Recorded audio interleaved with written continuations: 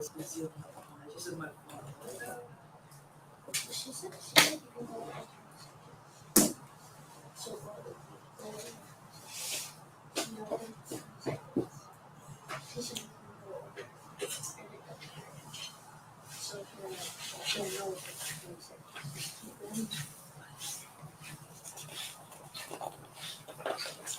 right, good morning.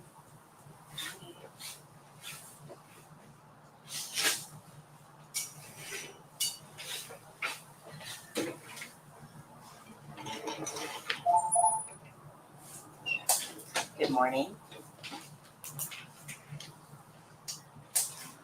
All right, anybody have any questions before we get started? Any questions?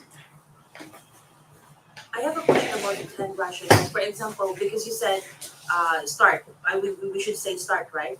We're gonna say because I watched your video last night, and then you turn on the faucet first, right? And then the counting of 20 seconds when you do that already. Right, you don't have to say start for that.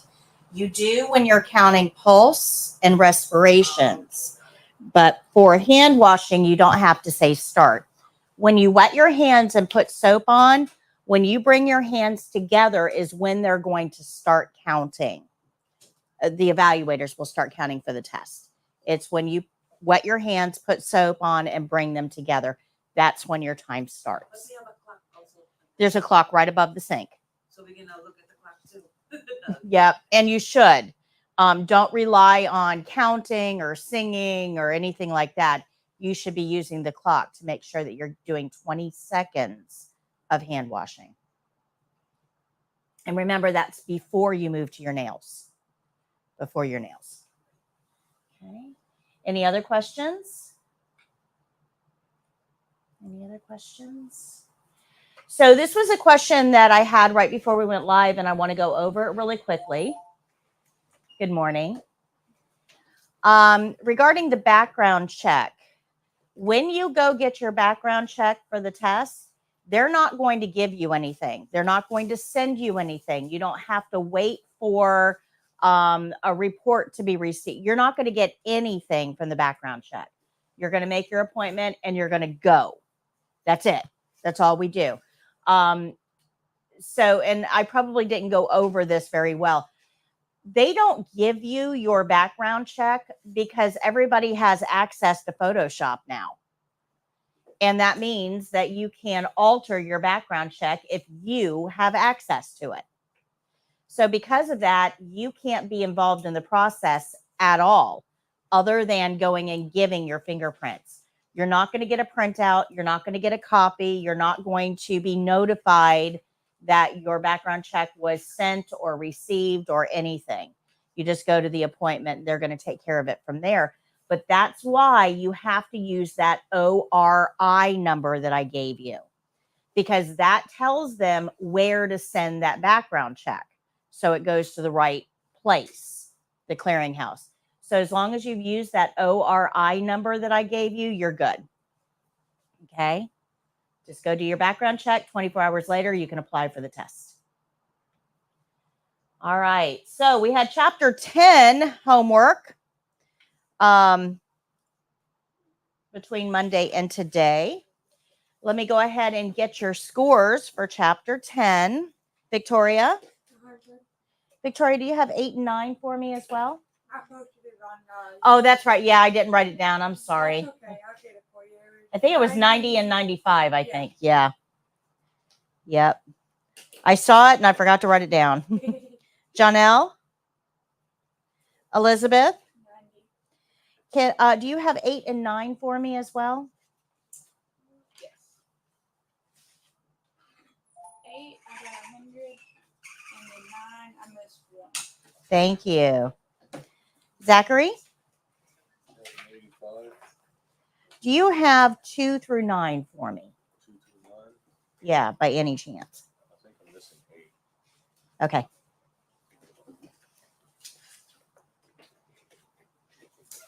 Let's just start on page 182.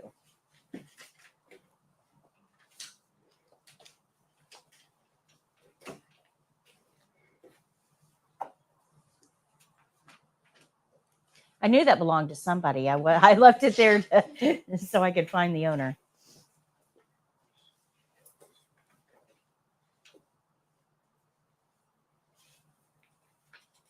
Yeah, I'm just missing number 8. Okay. So you got hundreds on the rest? I got a 95 on number 10. Okay.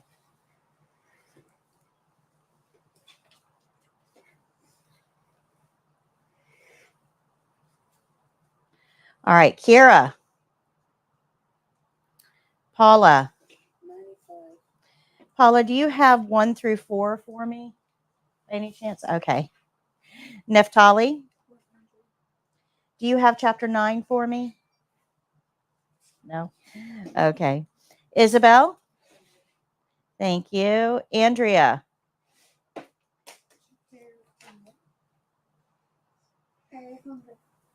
Do you have 5 through 9 for me? 500, 690, chapter 7, 95, chapter 800, chapter 92, Yes. and 90. Thank you. Cassidy? Giselle? Lacey? Thank you. And Quinny? 100. Thank you. Did I get everybody? All right. If you did not finish all the chapter tests or the unit tests, you'll probably want to go back and do that because they're good practice questions for you to get you ready for the written part of the state exam. You're going to have to return your yellow book today, but you can purchase another one online if you want to. But as long as you did the reading, you'll never refer back to it again. It'll be a expensive paperweight for you. So as long as you kept up with the reading, you should be okay. Did anybody catch the game show yesterday? Anybody catch the game show? I was late, but I finished it. Okay. All right. So yesterday's questions were all about mobility. So a lot of mobility questions, things about range of motion, using a gait belt, understanding the care plan, understanding how different diseases affect patients' level of ability. So when I do the questions on the game show, I give you the question, the 4 answers. You decide which answer you want to choose, put it in the chat. But then I explain why the right answer is the right answer. So it's a really helpful resource, especially if you're a little unsure about the written test, because those questions are very similar to what you would find on the written exam. And you can always go back and watch the replays of all of those questions. And I've been doing that game show for about a year now.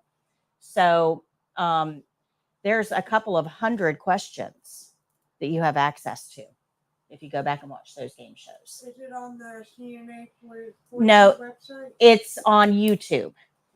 Yep. I don't have them embedded in my For Your CNA website yet. The website is going through a refresh right now, and that is a category we will be putting in, but I don't have it yet. I'm also putting in a whole bunch of practice questions into the website as well. So, but that'll be coming a little bit later on this year. It probably won't help you guys. It's a really big project. It's the last class. You guys graduate. I know. It went fast, didn't it? Question 9 on chapter 10. I don't know. What's that? Question 9 on chapter 10. Okay, let me get my book.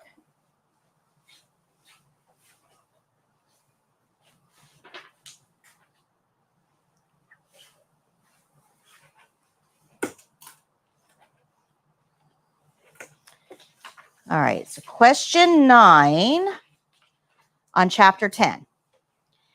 How many hours of continuing education does a CNA need each year?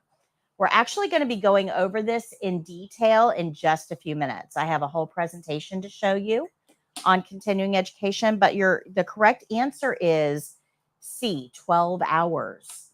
You need 12 hours of continuing education every year in order to renew. Now, continuing education does not mean you have to go to a classroom. You don't have to. It's not hard. It's going to, in Florida, most of it can be done online. But your employer may take care of this for you with monthly meetings. So a lot of employers will have monthly meetings for CNAs where they discuss things that are relevant to their specific institution. So maybe we've had a whole lot of falls lately.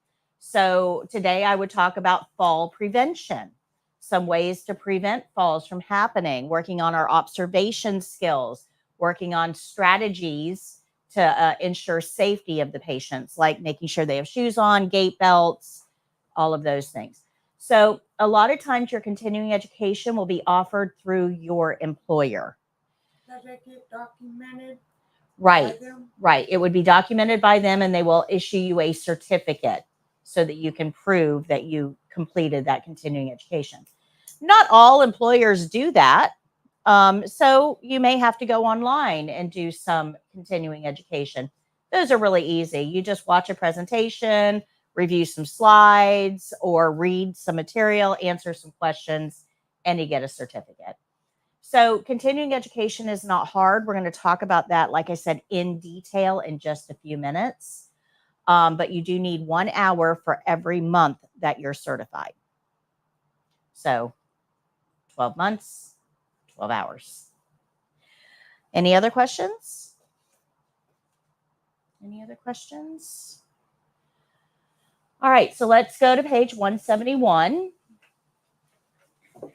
And we're going to learn about Florida renewal requirements. Now, I do need everybody in YouTube world to understand what we're going to talk about is specific to Florida. Different states are going to handle this a little bit differently. So if you're joining us from any other state or country, because I know we have some international people on, if you're joining us from elsewhere, you're going to need to review the continuing education for your state. So what we're going to talk about now is Florida. Florida is pretty consistent with a lot of other states. So this will apply to other states, but please make sure you check out your specific instructions. That's important for you to know, though, because some of you will move out of state. Florida is becoming very expensive to live, and a lot of people are leaving. So you kind of need to know, well, if I want to leave, how does that affect my certification? And in most states, you can simply contact them and let them know, hey, I'm a Florida CNA. I want to be a New York CNA. How do I do that? And they will have you pay a fee, do their background check, and then they'll issue you a certification in their state. Now, that doesn't take away your Florida one. The Florida one is still active until renewal time. So when it comes to renewal time, you have to figure out, do I want to renew in Florida or just let it go and stay where I'm at? So those are some decisions you'll have to make if you move out of the area. If you still have family here and you want to come back and visit and work while you're here to make some money, that, you may want to keep your certification active. Make sense? Okay. So if you decide that you want to move out of state and you're not sure what the requirements are in your state, pages 172 and 173 give you information on how to contact all of the different boards of nursing to find out about reciprocity. And that's what it's called, reciprocity or reciprocal certification. It means you're getting one in that state based on the fact that you have one somewhere else. They're going to recognize it. Of course, there's always a fee. Always a fee. Scam alert, guys. This is really important. I'm plugged into a lot of CNA groups online, and this one person, they keep changing their name, but they keep saying, if you want help with a national CNA license, hit me up. Guys, there is no national CNA license. This person is charging people, anywhere between $75 and $225 to get a national license that does not exist. So don't fall for that scam. Okay? Be careful. Every state regulates CNAs independently. All right. So I'm going to show you a video in a second, but your renewal date is way in the future. Okay. And you're not going to remember everything that's on that video. You're just not. But if you go to my website, foryourcna.com, under after certification, you're going to see CNA renewal instructions. And it brings up this page. The video I'm about to show you is on this page. You'll want to know that so that when it comes to renewal time in the future, you know where to go to get the information that you're going to need, because you're not going to remember all of this. All right. About this time of year, March, April of every year, my phone rings off the hook. Yesterday, I had 3 calls already. I have to renew. What do I do?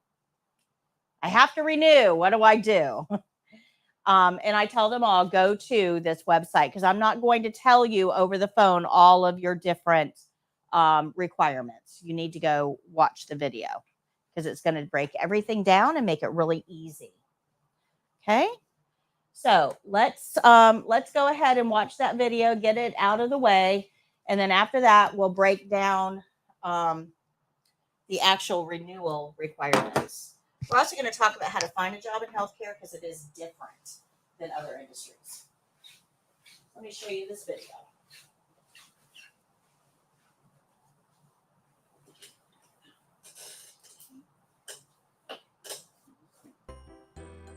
How to renew your Florida CNA certification, a guide for Florida CNAs, brought to you by foryourcna.com. After you pass your state exam, you will receive your certification card in the mail. This card gives you valuable information. Take a moment to look it over. Check your name and address to make sure they are correct. Make a note of your CNA certification number. You will need this for employment and in-service credit. Your certification also comes with a convenient wallet card. Sign this and keep it in your wallet for handy proof of certification. But one of the most important things you need to pay attention to is the expiration date. It will be located near the top of the blue card in the grid. In Florida, CNAs are divided into 2 groups, odd year group and even year group.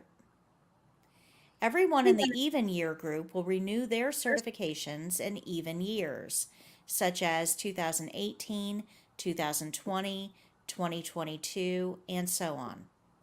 Everyone in the odd year group will renew their certifications in odd years, such as 2017, 2019, etc. When you become certified, you will join one of these groups. But which group you end up in has nothing to do with when you test.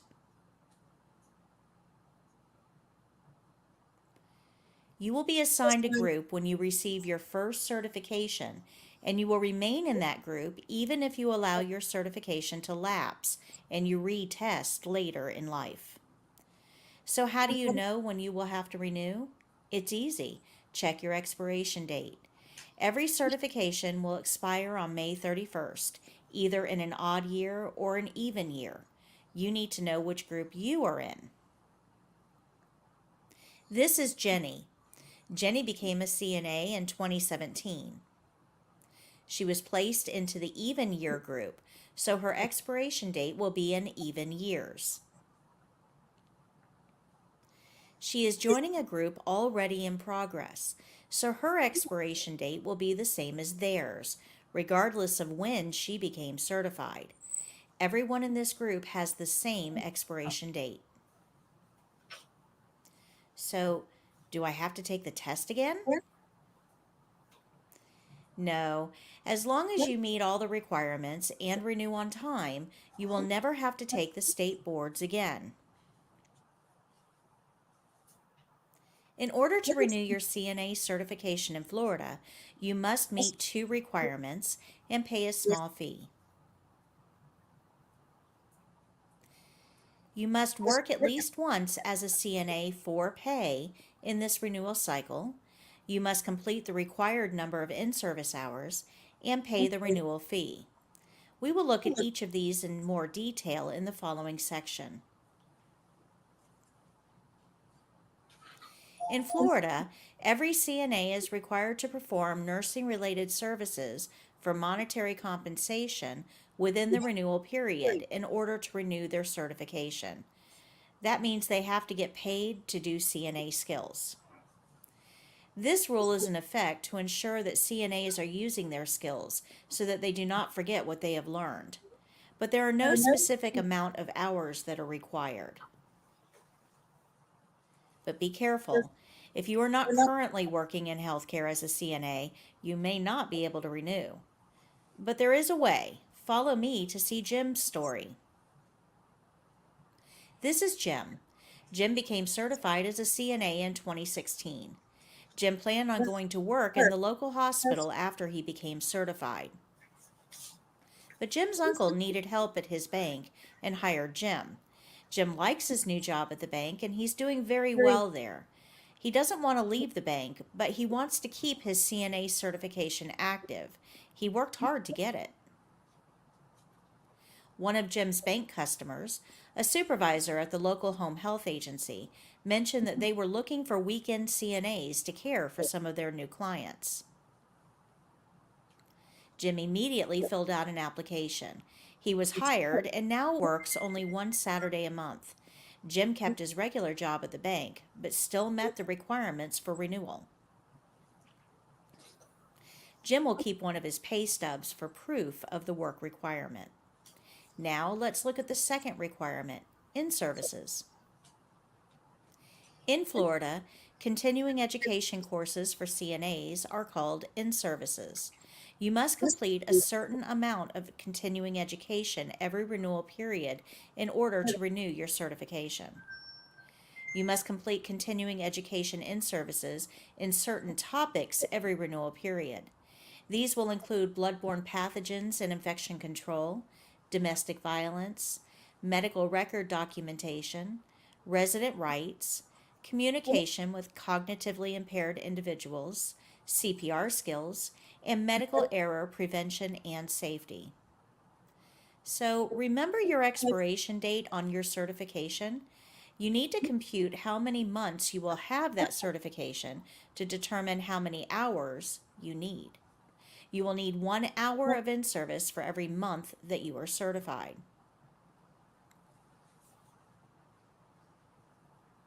First, locate the date that your certification was issued.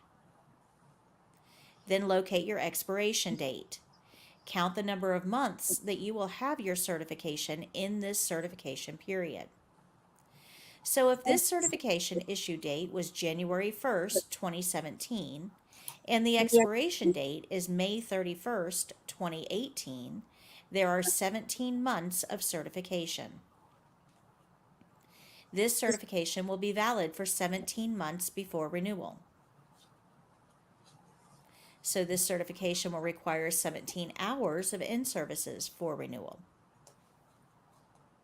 Once you have done your required topics, the remainder of the hours can be in a topic you choose. Choose topics that relate to your work environment or an environment that you want to work in. The topics you choose are entirely up to you, and the choices are endless. In-services can even help you if you want to change jobs. How? I'm glad you asked. Let's say that you currently work in a dementia unit. But then your friend tells you about a job opening at a local hospital. You've never worked in a mother-baby unit, but you really want this job. You can complete in-service topics related to this new opportunity to show motivation.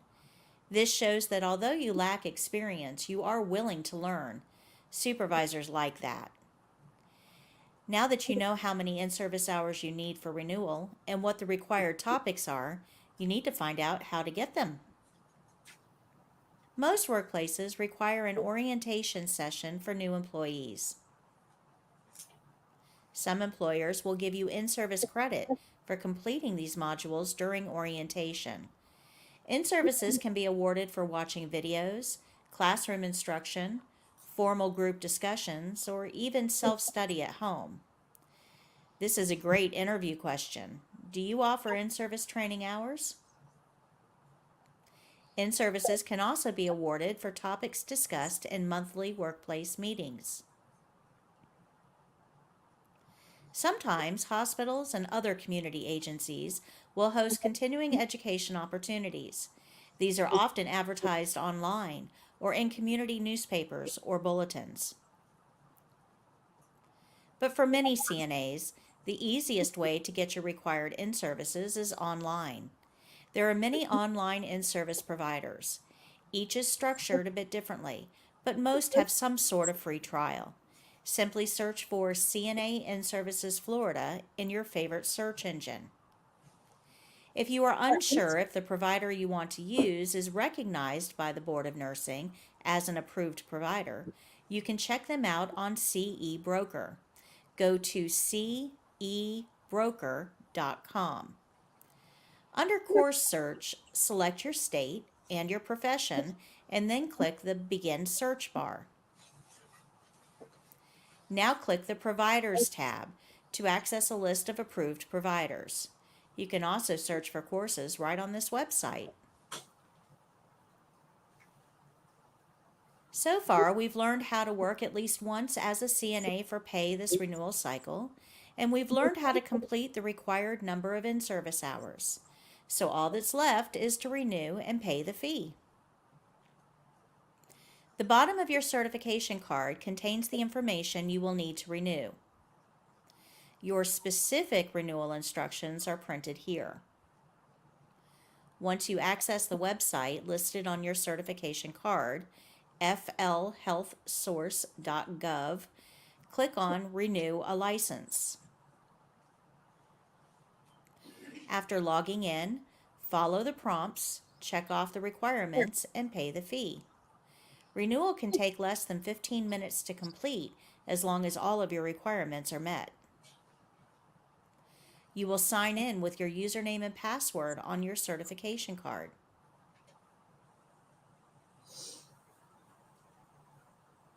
You do not have to send anything to the Board of Nursing to prove that you've met the requirements. You only need to send proof, which would consist of a pay stub and in-service certificates, if the Board of Nursing requests them from you. You must keep your proof for at least 4 years after renewing. Never, ever lie on your renewal. The Board of Nursing does periodic audits. The penalties for lying on your renewal are severe. Make sure you've met all the requirements before completing your renewal. You now have all the knowledge you need to renew your CNA certification in Florida. Remember to look at your new certification card for your next expiration date.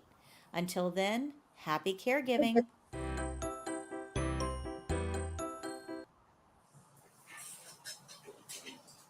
Okay.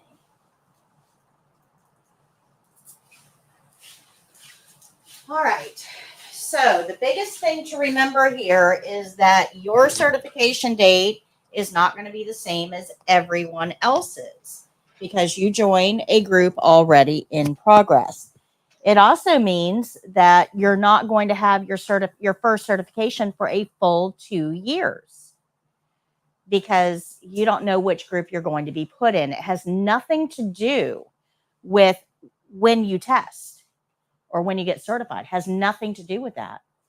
So in our state here, you may get an even group, which this is 2024, right? So we're in an even year, which means that your expiration date would be 2024. Does that make sense? Now, if you're within 3 months, if you get certified within 3 months of the expiration date, they just push you out to the next one. So you wouldn't have to renew within 3 months. But you may, if you're in the odd year group, it means you're going to expire May 31st of 2025, which is only about 15 months. Okay, does that make sense? Okay. After that, you'll be every 2 years. But remember, you're joining a group already in progress. So there's lots and lots of ways that you can get your continuing education.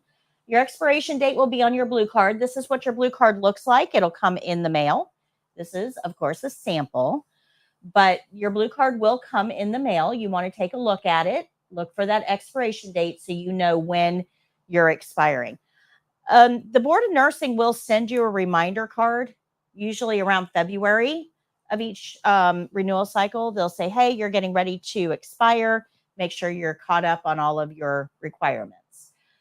There are also some companies that present themselves like the Board of Nursing, and they'll say, you know, if you give us $200, we'll renew for you. It doesn't, don't fall for those. Do your renewal yourself. Okay. In Florida, all healthcare providers, it's a public database. So I can actually go on and find all CNAs in the state.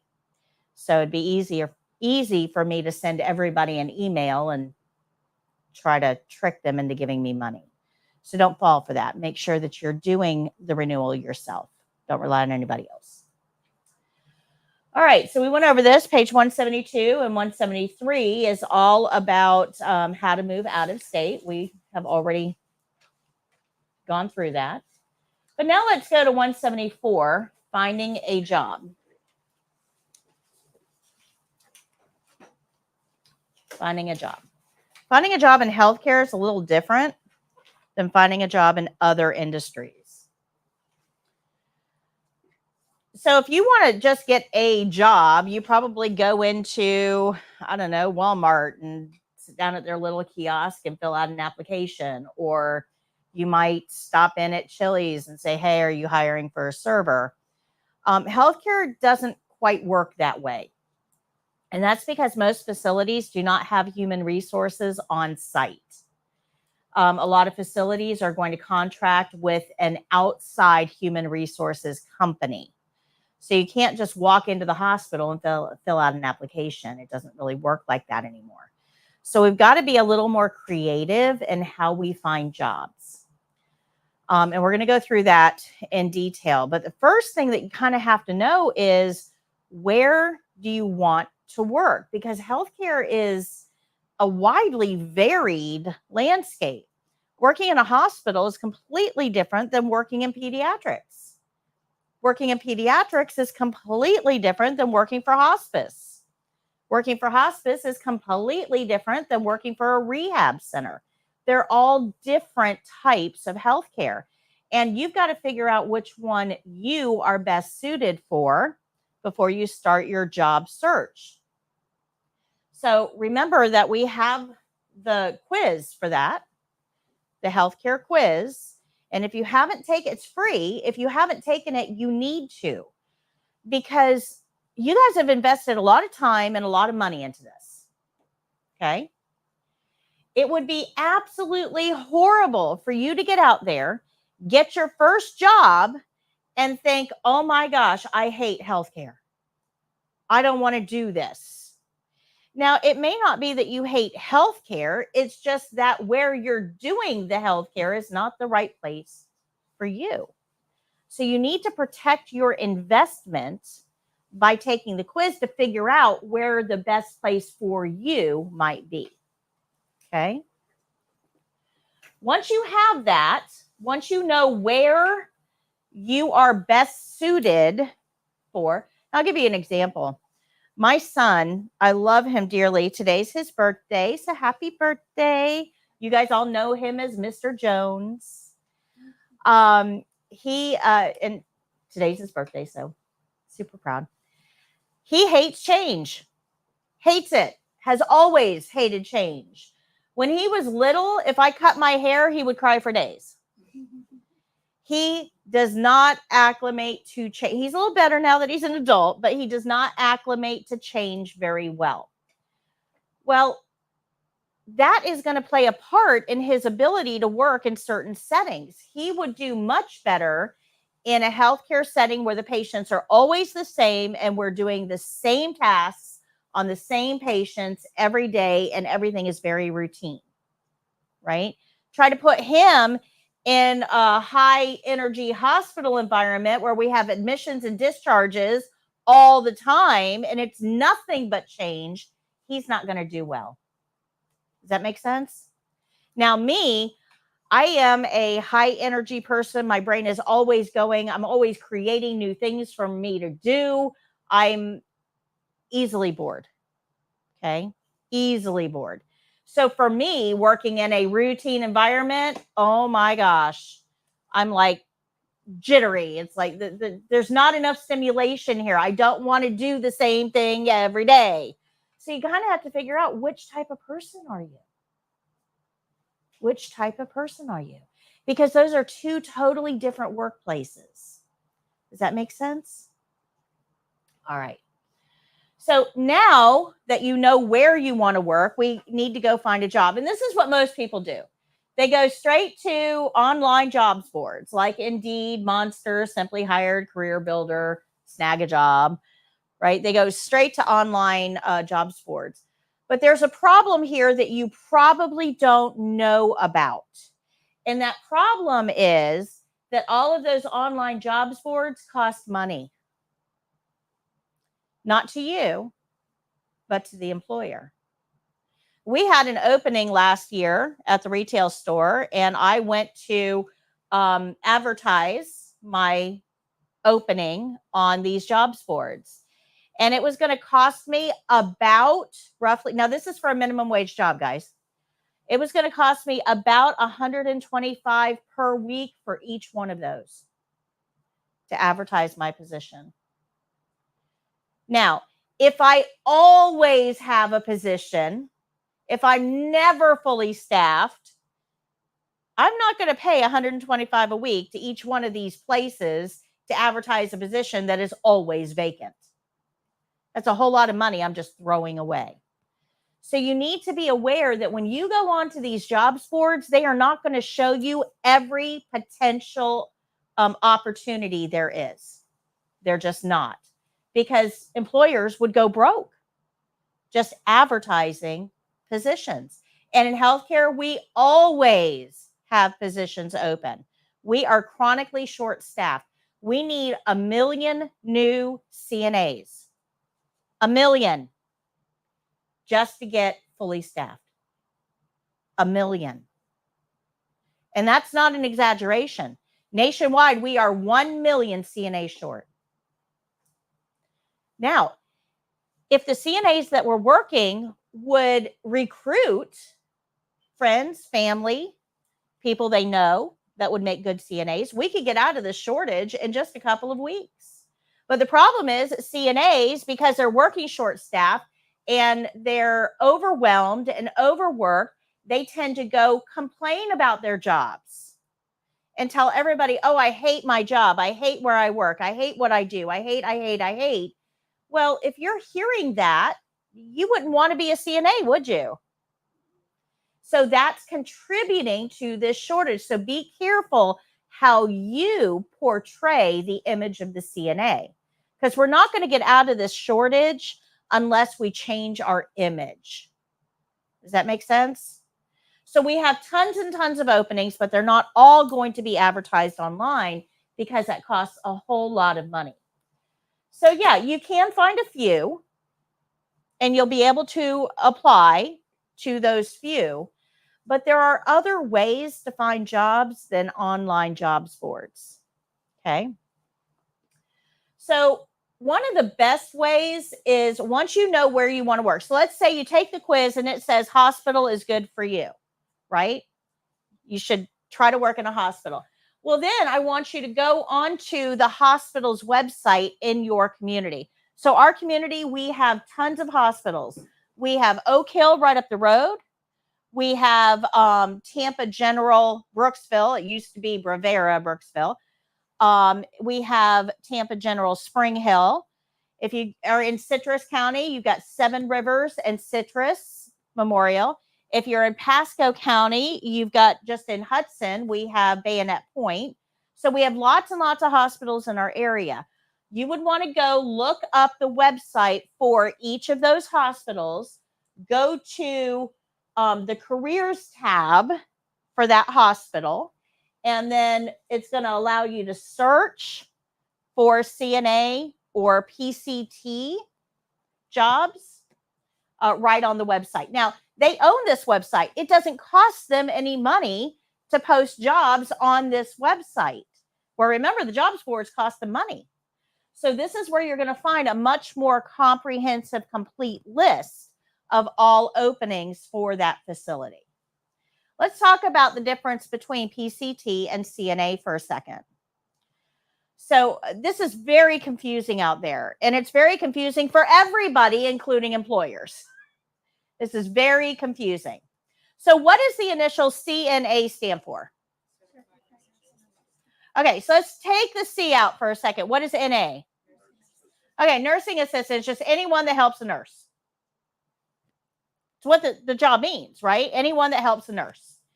Certified, the C part says that you took a test.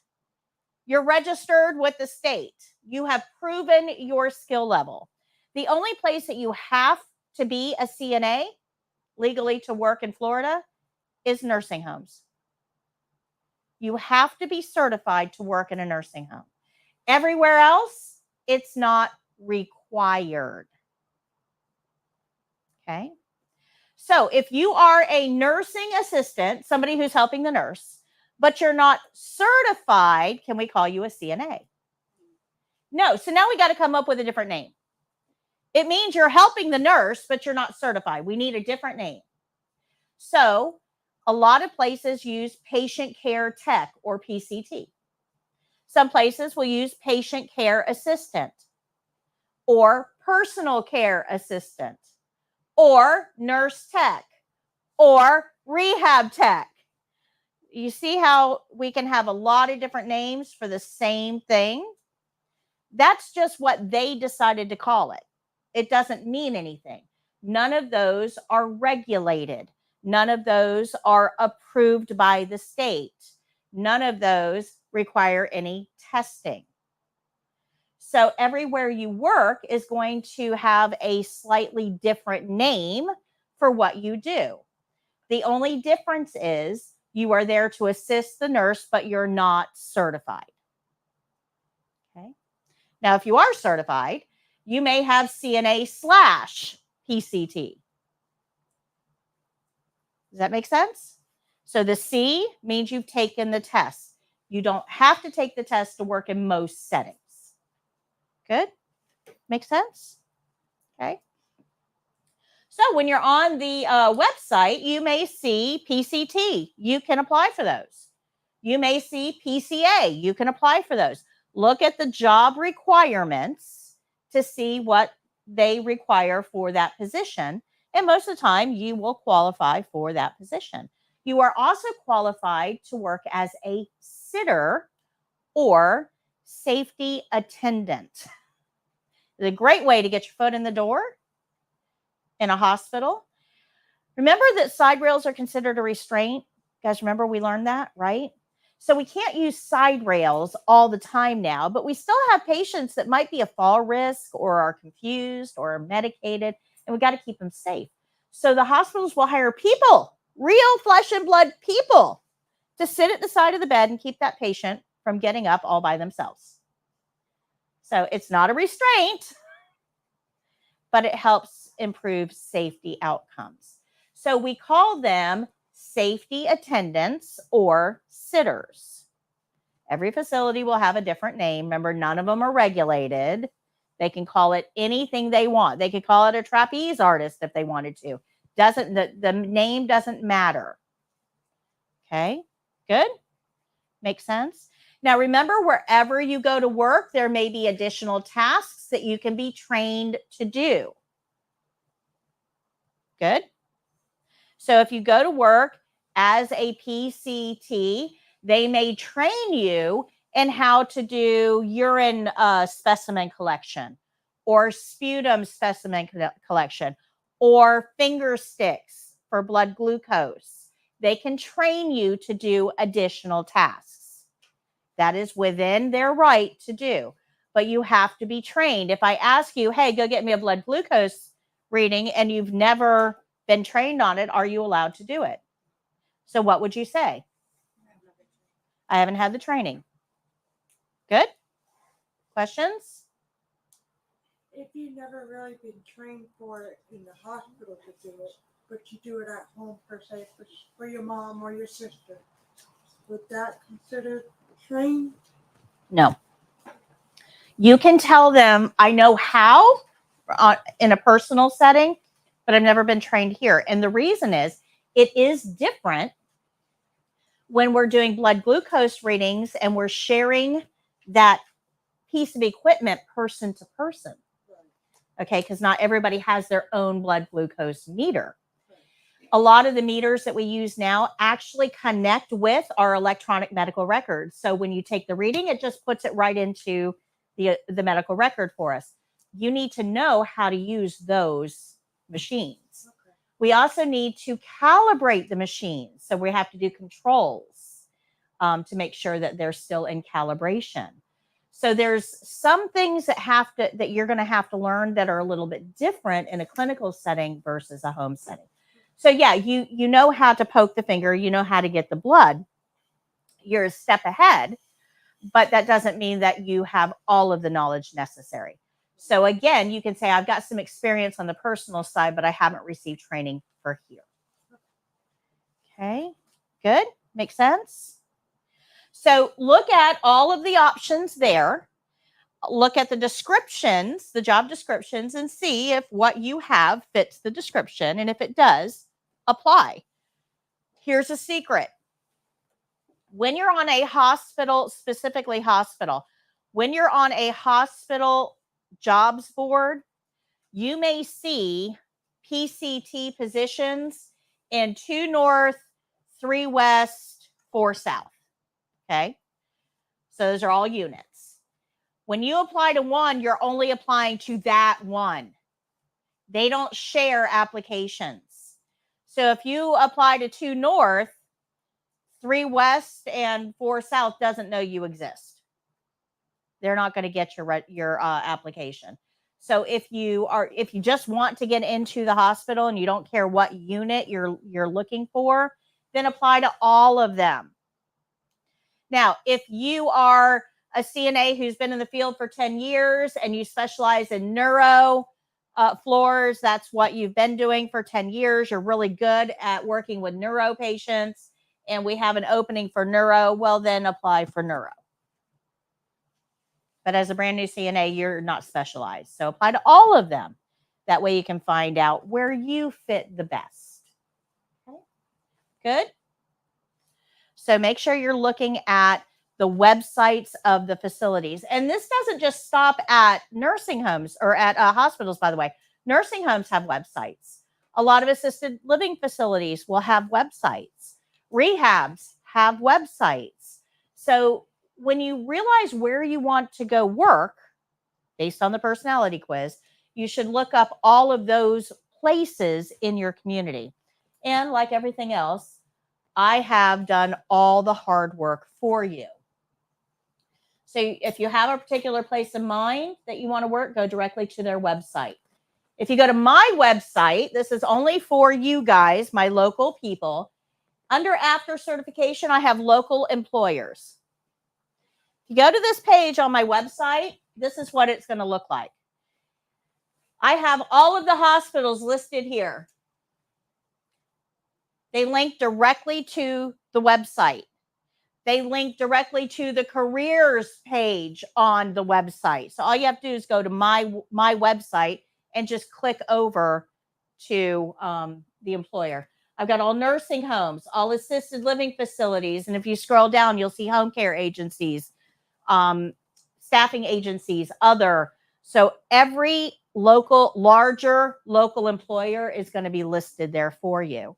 And those links will take you to their websites to be able to search for positions and apply right there. So again, I've done the work for you. Oh, and the workplace personality quiz is linked at the top too. All right. But if you don't know where you want to go work, if you're just not sure, going to every single healthcare employer's website can be very time consuming. Filling out all of those applications can be very time consuming. it's a good strategy, but it can be time consuming. This is kind of a new feature that most people don't know about. Google actually will list all open positions, and they're not just pulling from those jobs boards, they're actually pulling, because Google has access to every website. So they pull from the websites too. So if you type in Google Jobs, CNA, it'll pull up every CNA position, websites, as well as jobs boards. So this is a good resource for you as well. Social media is becoming a much bigger player here. Every hospital has a Facebook account. Most of them have Instagram accounts. Almost all of them are on X, right? Social media is playing a really big role in employee recruiting and retention. So if you're using social media, you might want to look at social media for the places that you want to work. So let's say Oak Hill Hospital. If I'm on Facebook, I will just look for Oak Hill Hospital on Facebook, and they'll actually post when they have job openings. The person that runs that Facebook group, you can type in, hey, I'm looking for a job as a CNA. You know, what should be my next step? And they'll help guide you. So use social media to your advantage as well. But this is probably the best way to find a job. Now, all of that's important. All of that will help, but this is probably the best way. Everybody knows somebody that works in healthcare. It's the dominant industry in our community. You know somebody that works in healthcare, either a family member, a friend, a family member of a friend, a neighbor. You know somebody that works in healthcare. So the best way to find a job in healthcare is to ask that person, hey, is your place hiring? I guarantee you they are. Okay. So use your network to find openings. And the neat thing is, a lot of times this will result in a bonus for both them and you. So let's say that your best friend's mom works at a nursing home, and you tell her, hey, I just finished my CNA class. I'm looking for a job. Is your place hiring? She may say, oh, yes. And when you go apply, make sure you put my name down, because I'll get a bonus and you'll get a bonus. So all that money that the employer would have used to advertise that position, they're now willing to split between you and the other person. Okay. The other reason that this is good, have you guys ever worked at a place where you didn't get along with your coworkers? You had a coworker dispute. Anybody ever have a coworker dispute where you just didn't really get along? Right? It happens. And it's the quickest way to derail employees. Employees will usually put up with stuff from patients, but they won't put up with stuff from coworkers. So they'll leave. And now we've got more openings. So what this does is it makes sure if you're referring me, then chances are we've got a good relationship. So it's going to reduce the amount of employee conflicts in the facility. Good? Makes sense? Plus, you can get a bonus. That's awesome. That's nice. Other ways to find jobs, visit facilities in person. I don't recommend this as much anymore. Most places won't let you fill out applications right there, but you can try. Certainly, it's nice to allow them to put a face with the name. So when your application does come through, they remember that you stopped in. Job fairs. There's job fairs all the time, especially for healthcare. Community events and trade magazines are all good ways to find openings. Now, once we've figured out where we're going to apply, we have to think about how the application process is going to go. Most applications are now done online, which means they're not going to know you. You are a name that came from the atmosphere. I mean, they don't know you. They have nothing to make you stand out. So when you're applying, you need to make sure that the application you're submitting matches the job description. One of the biggest problems with this is that most of you guys took a CPR class. And yet the application or the job description is going to say BLS required. Now, your CPR class gave you a BLS certificate, but you probably are still calling it CPR. So if you put on your application CPR certified, but the job description says BLS, the system is going to get rid of your application because it doesn't meet the criteria. It will never make it to a human person because the system looks at the job descriptions and looks at what you put on your application. And if it doesn't match, it gets discarded by the system. So you need to know that. Whatever the job description says is what you need on your application. Otherwise, it won't get anywhere. Apply to all positions listed. And if you don't hear anything back in a week, apply again because your application may have been discarded. And remember, it's got to go through that system, that automated system, before it ever hits a human. So you may not know that your application was discarded. They don't let you know. I think they should, but they don't let you know. So if you don't hear anything, apply again. Be persistent. But once we get our, how do I put this? Once we find where we want to work, we apply for the job, and we get an interview, now we got to kind of talk about what to do in the interview to make us stand out. Now, Chapter 10 went over this in quite a bit of detail. We're just going to cover a few things in here. Dress to impress. Business casual is fine. But there's an old saying, dress for the job you intend to get. If you're in business casual, what do CNAs wear? Scrubs, yeah. Scrubs are appropriate for entry-level healthcare interviews. Perfectly okay to wear scrubs, but they need to be neat, clean, pressed. Don't just pull them out of the dryer, shake them out, and throw them on like we do for class. We want no wrinkles. We want sharp creases. We want the best presentation that we can give. They should be solid in color, like what you're wearing. Darker colors are best, more professional. No prints, no ice cream colors. Like I've got a really cool orange next door. I love it. It's amazing. But I would not wear it to an interview. Okay. Good. Makes sense. If you have visible tattoos, you should keep them covered until you find out what their tattoo policy is. So long sleeve shirts underneath or a jacket over, but you should keep them covered until you learn what their tattoo policy is. They've really become very lenient on tattoos over the last couple of years, so it's not an issue in most settings, but there are a few that will still require tattoos not be visible during work. Okay, you want to find that out. Scrubs are appropriate. You can wear business professional as well. You also want to make a packet before you go to your interview.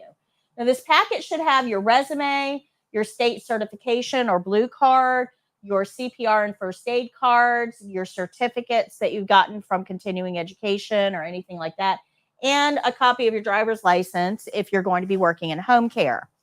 You need a packet, guys. You need one. Hold on a second.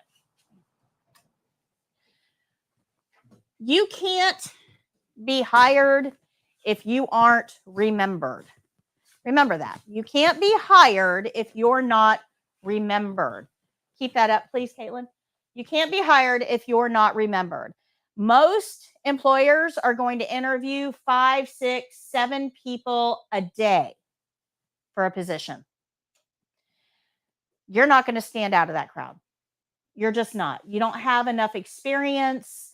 You don't, you're new, right? You've got great personalities, but you're not going to stand out. And the problem is that at the end of the day, if they can't remember you, they can't hire you.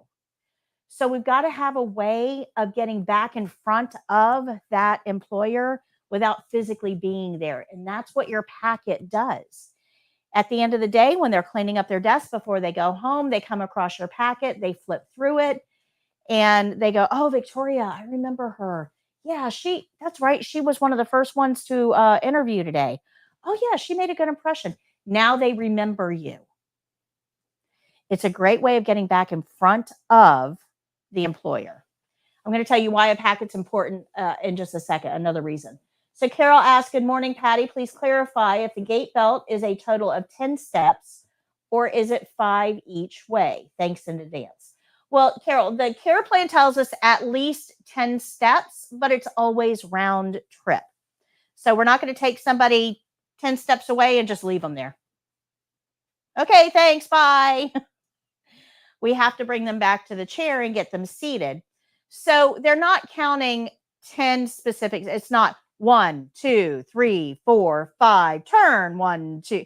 It's not like that. They're actually going to give you a destination. They're going to say, walk to the table and back, walk to the desk and back, walk to the bed and back. They're going to give you a destination. So just follow the information that they give you. But it's usually about 5 steps in one direction, 5 steps back. Okay. Toya says, good morning. Love your classes. I'm watching from Jamaica. Oh, thank you. And Lou says, thank you for all your videos. I just passed my exams yesterday. Congratulations, Lou. Great job. So let me explain to you why another reason why a packet is important. Let's say that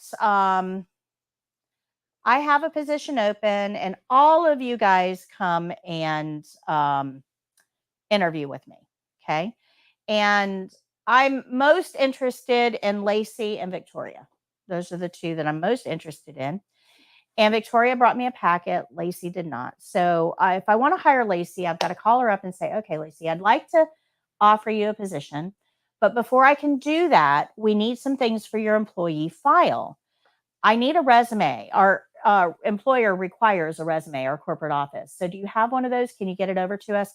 We also need your blue card from the state. We have to have a copy of that for your employee file. We require CPR and first aid for all of our CNAs here. So I need a copy of that as well. And do you have any certificates from wherever you went to school, or did you do some continuing education? We actually have to keep those on file to prove that you're keeping up with your continuing education. That's part of our employment process. So could you do me a favor and get all of that stuff together, drop it off at Human Resources, and we'll get it checked off. And then once your employee file is complete, we can give you a call and get you started. Or I could say, hey, Victoria, you want to start Monday? As an employer, which one am I going to do? The easy one. She already brought me everything I need. She's ready to go. So I can have her start right away. Packets are important because this is what they're going to need from you to be able to employ you easily. Make it easy for them. So it helps you be remembered, but it also helps you get hired. Now, guys, I'm not the one telling you to do this, by the way. Remember, I own the scrub shop. All of those employers that are going to hire you shop with me. I'm the only place in town. I am the only scrub shop in the entire county. Citrus doesn't even have one. They all have to come to me. Okay.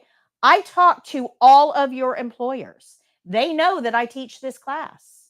In fact, a lot of them have wanted to come in and recruit you. I can't do that because we'd never get anything done. It would just be employers all day long. They've all told me we need packets to hire these people. Would you please tell them to make a packet? This is coming from the people who want to hire you. Make it easy. Make it easy. Okay. Miss Patty, being today's our last day, we graduate whatnot. Do we also get a certificate from you? We'll talk about that in just a little bit. Yep, we'll talk about that in a minute. All right. So some other tips. We want to make a good impression. You want to shake hands. They don't teach us in school anymore, so I have to go over this with you. To shake hands, this is not a handshake, okay? Nobody's kissing your ring. You're not the Queen of England, okay? This is not a handshake. To shake hands, you put your hand out, thumb extended up, grasp the other hand firmly, once up, once down, and then withdraw. Don't try to get into an arm wrestling competition. You're not showing them just how strong you are, right? So once up, once down, but make sure it's a firm handshake. Some of you will have sweaty palms because you're a little bit nervous. Keep your hands in your pockets as you're walking. And then when you are ready to shake hands, you just pull that hand out of that pocket and kind of scrape it along your pocket and then shake hands. But you should make sure that you're showing some confidence in that handshake. All right. Stand up straight. You deserve to be there. You've gone through all this to get there, and you were successful. You deserve to have a little pride in yourself. This is a huge accomplishment for you. And if you're not proud of you, I want you to know that I am. Okay. Stand up straight. This is a really good time to dust off those manners. Yes, ma'am. Yes, sir. No, ma'am. No, sir. Manners go a long way. Remember that healthcare is a service, a customer service. We call our customers patients, but they're still customers. So we need to be polite. We need to show them that we have that ability. You also want to look interested. Now, when I was hiring for Nextdoor, I interviewed several people, and I had a couple of them that looked like they did not want to be in the interview at all. Kept looking at their watch, kept looking at the door, would answer the questions with one words, tapped their fingers or jiggled their legs, or just basically showed me that they did not want to be there. Guys, if you don't want to be there for the interview, you're not going to want to be there for the job. And that means I'm going to be fighting you every step of the way to get you to show up and do what I need you to do. I'm not going to hire you. I am just flat out not going to hire you. In fact, I'm going to cut that interview short. Thank you very much. We'll be in touch.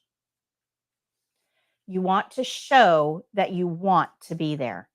It also goes a long way if you know a little bit about the facility. I had one person that came in to interview, and she already knew about our facility. She knew what we did here, and she was able to say, I'm really excited about the classes that you offer. And I think that I would be, a good fit to be able to promote them. And she is now the assistant that you cannot see on the screen. So let's give Caitlin a round of applause. But she knew what it took to ace the interview, and I hired her. Okay. So the way you present yourself is going to play a really big part in whether you get hired at that facility. Couple things to remember. Eye contact is important. Remember, half of our job is to observe.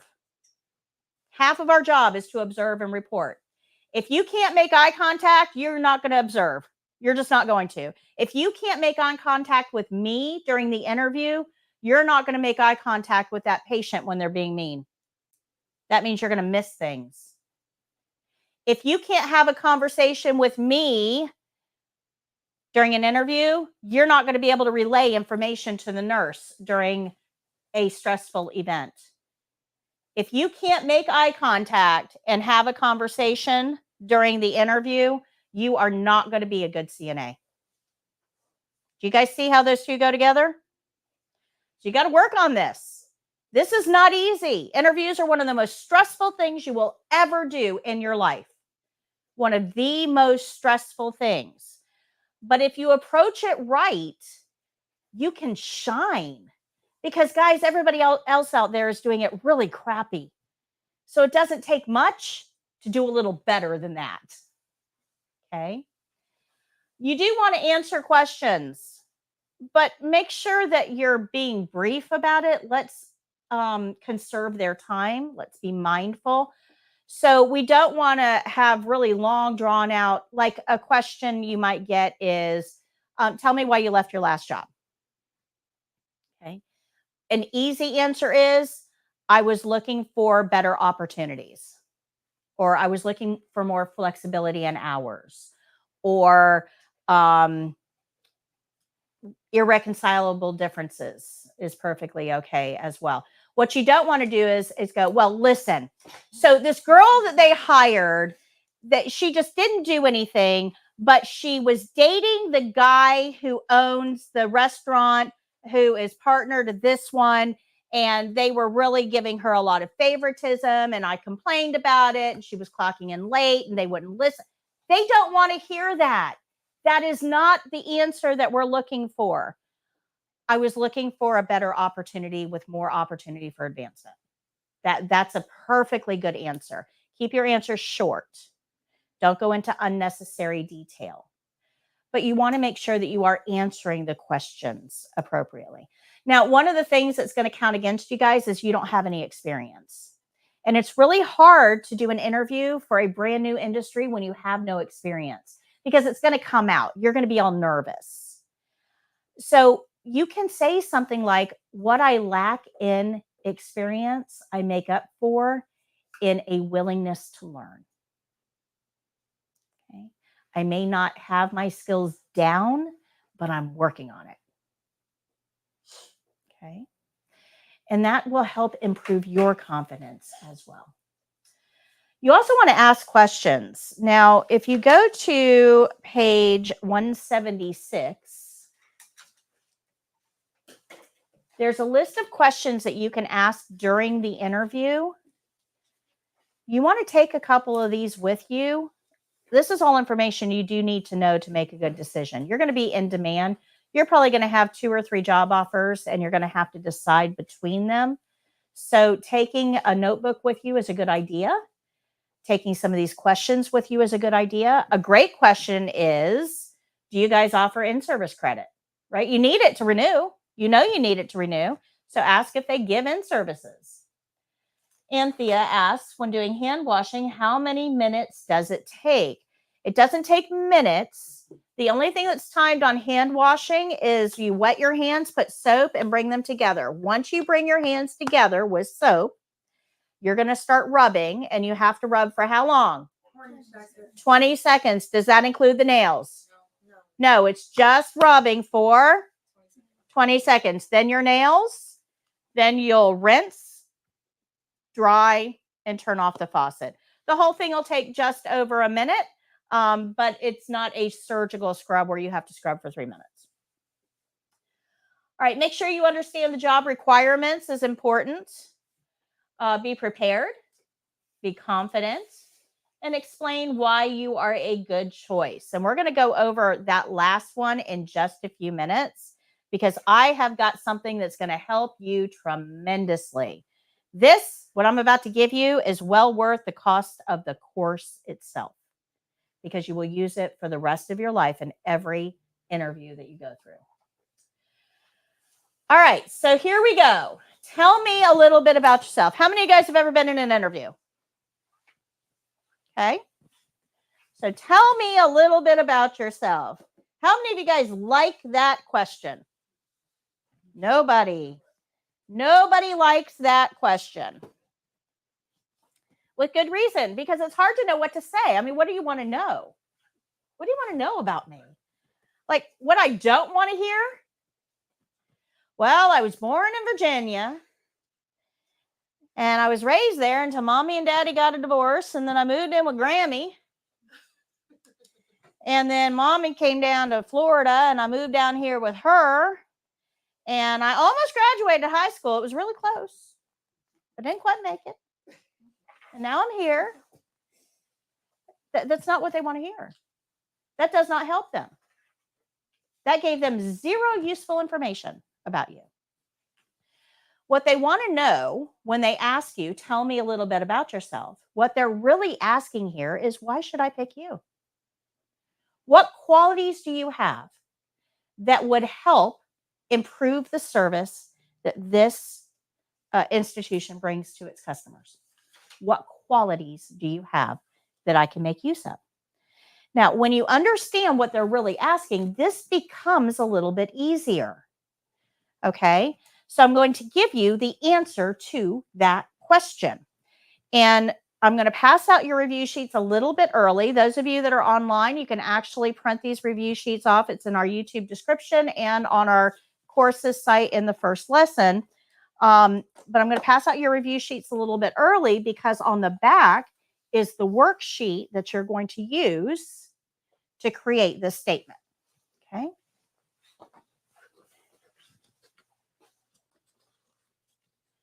Okay, take one and pass it out.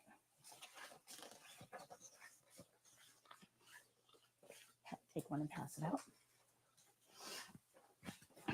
Okay, so this is often called an elevator pitch. And most people don't know that there's a formula that you can use to create your very own that's specific to you. Okay. So to answer this question, we need 4 pieces of information. I need to know your past job roles. What have you done in the past? Were you an accountant? Were you a server? Were you a landscape artist? Were you a digital marketer? What did you do in the past? Okay, maybe you worked at Circle K. What roles did you have? When you had those roles, whatever those roles were, you developed some soft skills. Now, you don't realize that you did, but you did. You developed things like punctuality. I'm not very good at that. Prioritization. How many of you guys have ever been a server? Anybody ever been a server? You have excellent observation skills because you noticed when that cup started getting low and you refilled it. You also have prioritization skills because you made sure that you got the food out of the kitchen and to the table when it was still hot and didn't let it sit there for hours. So you want to find out what skills do I have from my previous job roles. Here's some examples. We'll get to the examples in a minute. That would benefit me in this next job role. The third thing that you want to know is why do you want to work in healthcare? What is attractive about healthcare to you? What brought you to this class? And then the last thing is 3 positive personality traits. So here's some soft skills, things that you may have developed in previous roles. Active listening. Most people listen to respond. You should be listening to understand. There's a difference there. There's a big difference there. If your brain is constantly going through what you're going to say to whatever is being said to you, you're listening to respond. It's all about you. But if your brain is trying to understand what they're telling you with their words, then you are focused on them, not you. Active listening usually requires some feedback from you. Like, so if I understand what you're saying, okay, Reciprocate what you were telling me. Right, exactly. So to restate or to clarify or to validate. You guys understand that? Those are all active listening skills. And you guys have those. I've taught them to you throughout the program. You just didn't realize it. Attention to detail. Guys, that is what this program is all about. Attention to detail. Right? When do we use a privacy blanket? Uncovered or undressed. Clean rolls.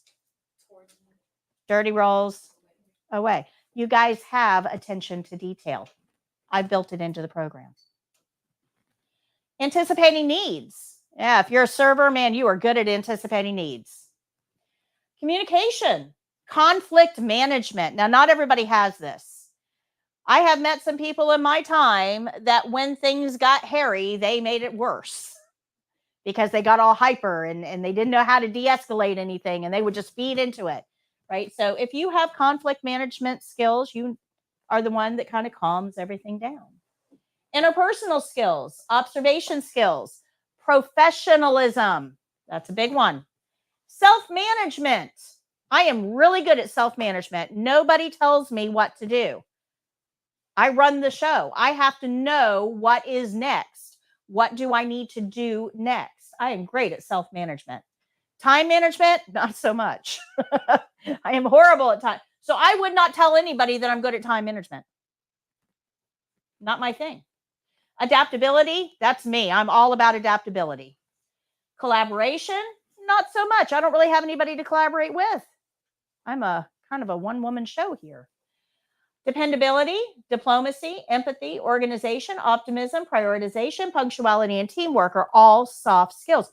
You have some of these. So I want you to use this sheet, and I've got soft skills listed there in the first one. I want you to circle 3 of them. So take a minute and look through and find 3 that work for you. So what are 3 soft skills that apply to you?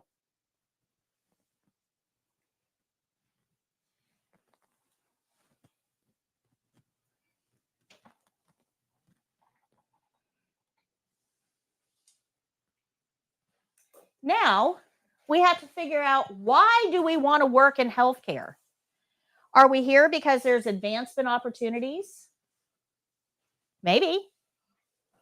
Are you here because there's more flexibility in scheduling? Maybe.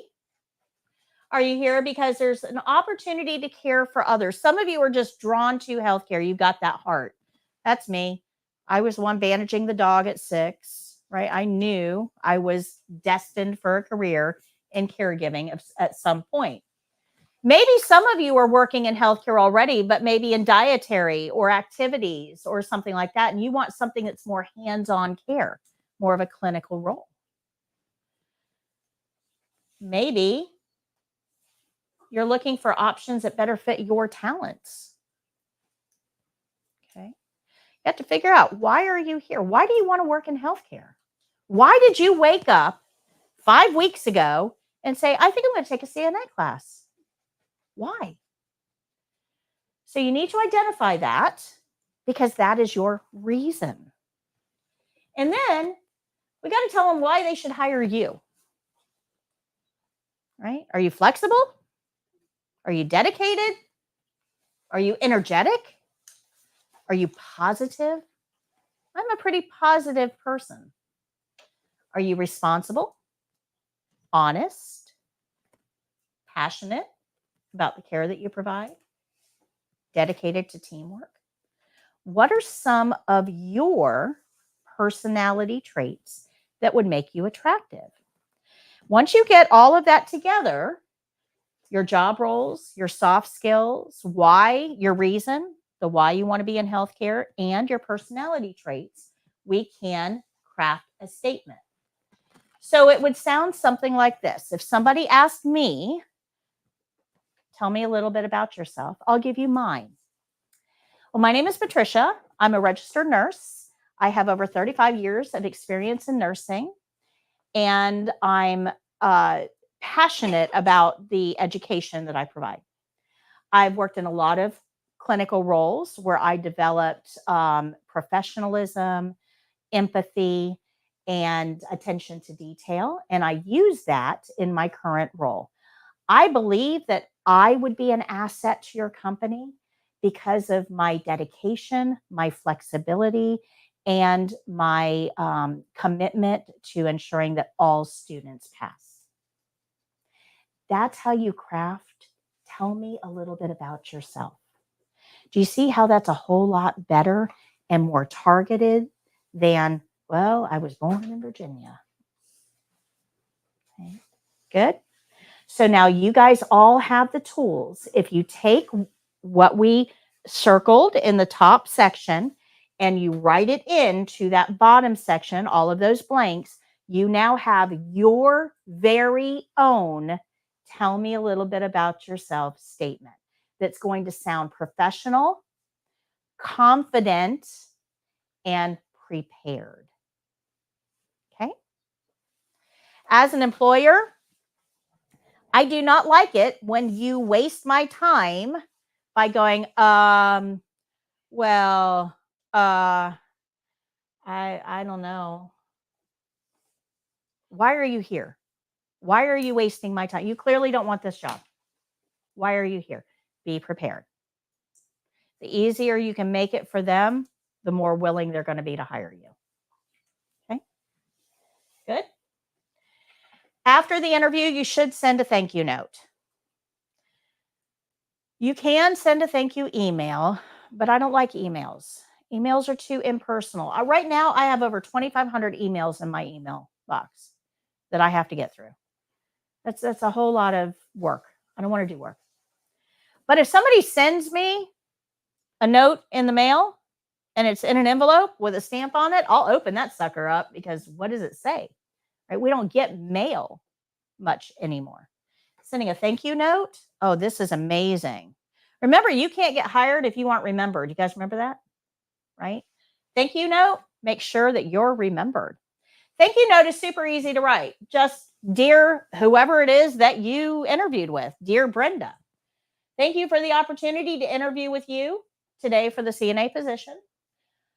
I look forward to hearing from you. Please don't hesitate to let me know if you have any further questions. Sincerely, my name. Super easy. You can get thank you cards at the Dollar Tree. $1.25, pack of 10. Write it out before you go. Write it out before you go to your interview. Leave the name blank. Dear, leave it blank. Write out the thank you card. Address it. Have it all ready to go. And when you come out of the interview, you just write in the name of the person you interviewed with. Put it in the envelope. Take it to the mailbox and mail it. They will get it the next day. And you are about 10 times more likely to get that position. How bad do you want it? Sometimes you will be offered a PRN position. PRN stands for as needed. Remember, PRN is as needed. This is not an on-call position. PRN is a scheduled position, but they're going to put you into slots where they don't have anybody else. It's a scheduled position. Now, they may call you if they have an opening, but it is a scheduled position. PRN positions usually pay more, but they don't offer benefits. So if you need health insurance, this is not where you want to be. If you need more money in your paycheck, this is what you want to look at, PRN. Not always the same assignment. So like if you're working in long-term care, you may not always have the same patients all the time because you're supplementing. But I'm going to tell you that most employers will start you off in a PRN position. Most employers do not hire full-time right out of the gate in healthcare. They don't know you. They don't know your skill level. They don't know how you're going to work with patients. They don't know how you're going to get along with staff. And in order to fire you, if you have a full-time position, it is super hard. I have to go through so many verbal warnings and written warnings and remediations and progress plans and all kinds of stuff to be able to fire you. And in the meantime, you're taking horrible care of my patients. I can get around that by hiring you PRN. You may get 40 hours because we need you. But I'm going to hire you PRN because if you don't work out, I'm just not going to put you on the schedule and say, I don't need you. It's a great way of getting rid of staff that aren't performing well. Think of a PRN position like an extended paid interview. They're going to see how you're going to work out. Now, the other reason PRN positions are popular in Florida specifically is that we have what's called seasons here. Seasons, snowbird seasons specifically, means that over the winter, a lot of people from up north come down to Florida. A lot of older people come down to Florida. And they all need health care when they get here because we have different germs here. So they come and then they get sick. So our hospitals get overrun, our nursing homes, our assisted living facility, we get a lot more influx of patients over the winter months. Summer's not so much. So if we have a lot more need in one time of the year, but a lot less need in other times, then that's going to affect how many staff we need to service those patients. So in healthcare, a lot of times they don't have full-time positions because they can't guarantee you 40 hours off season. Make sense? Just because you're leaving us doesn't mean we're leaving you. You still have a lot of opportunities for learning. You have all of my videos on my website. You've got the online course, which all of you guys were enrolled in for additional learning. And remember, those have activities to put into practice what you're learning. We have the game show. There's a practice test in your book on page 191. There's also a practice test on our website. So we have a lot of other additional learning opportunities for you. And we also have this room available to you on Mondays and Wednesdays from 1:30 until 4. So for the next month, you can come in and practice Mondays and Wednesdays, 1:30 till 4. You need to be in uniform with your ID badge. Those are my requirements.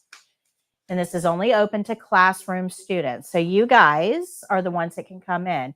Those that are joining us from YouTube World are not allowed to come in and practice. This is part of what you paid for to be here. Okay. Remember that if you can't come in and practice, you probably want to buy a practice kit. They're over there against the wall. Today's our last day that they're $45.99. After this, they go up to $65 or $69.99. And it has everything that you need in it. It has the wash basin, the bedpan, the emesis basin, the food tray, the triangular graduate container, the drainage bag, the toothettes, toothbrush, chucks, gate belt, basically everything that you need to practice in a carrying bag. So if you can't come in here and practice, you need to get one of these so you're practicing with the same supplies you're going to be tested on. If you come in here, everything is already here. Okay. So Anthea asks, how many skills does the exam require? In Florida, you will be assigned 3 skills to perform.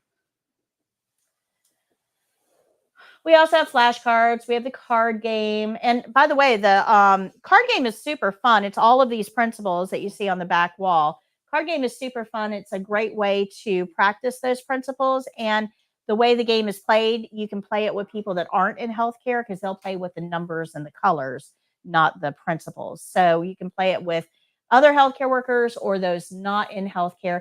And we do give that away. That's our first prize. First place prize on the game show. So yesterday, somebody won that.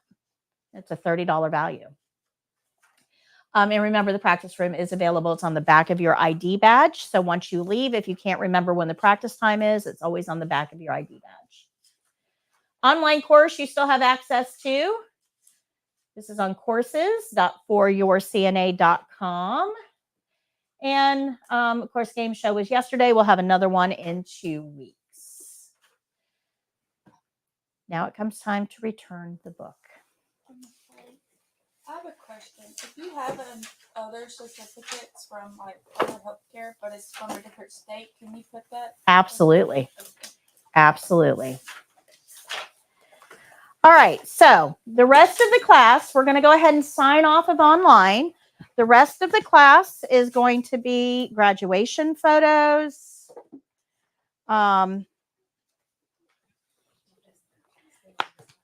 Graduation photo and your graduation folder and all of those things. So we're going to sign off of online here in just a few minutes. Congratulations, graduates. Yes. Good job. And for those of you that are joining us online, as well as you guys, I need reviews. Like I've got thousands of classroom students, and I only have, I think now I've got like 79 reviews. So I'm now asking for reviews. Google, Facebook, wherever you want to give me a review. If you found value in this, if you enjoyed the program, please feel free to leave me a review. We've got to let other people know that we exist, and reviews is a good way to do that. So those of you online as well, you can find us at For Your CNA on Google and just leave us a review. Okay, we're going to head outside and take our class photo. So what I'd like you to do is place your books here. And Caitlin, you can go ahead and sign us off. Until next time, guys, happy caregiving. We'll see you again for another class, March 18th. Bye. Okay.